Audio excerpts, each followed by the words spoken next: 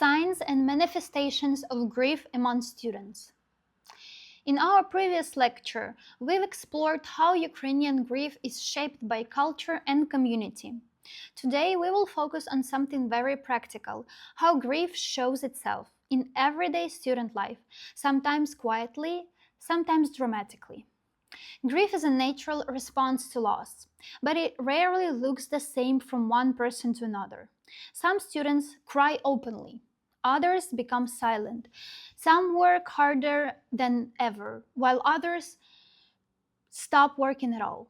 Recognizing these patterns helps tutors and educators offer timely and compassionate support. Let's start with emotional signs. Students may experience sudden sadness, anger, guilt, or irritability. They might seem unusually anxious, hopeless, or emotionally numb, as if nothing truly matters anymore. These reactions are not signs of weakness. They are the human mind's way of processing pain. Next are cognitive signs, changes in how a person thinks or concentrates. Grieving students may forget assignments, lose focus during classes, or find it hard to make decisions. They might express confusion in their goals or identity. Tutors often misinterpret this as a lack of discipline, when in fact it may be an expression of deep internal chaos.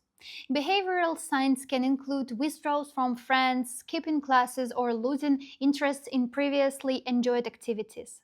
Some students may overwork or immerse themselves in volunteering as their way to cope. Others might become irritable or impatient with peers. Remember, behavior always communicates something, even silence or avoidance.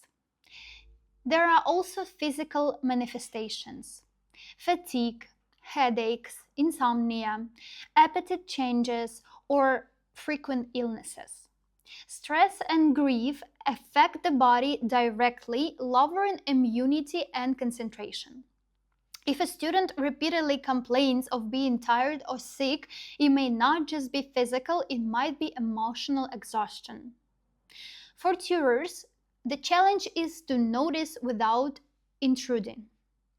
A trauma-informed approach means observing patterns over time rather than single events. Ask yourself, has the student's behavior changed recently?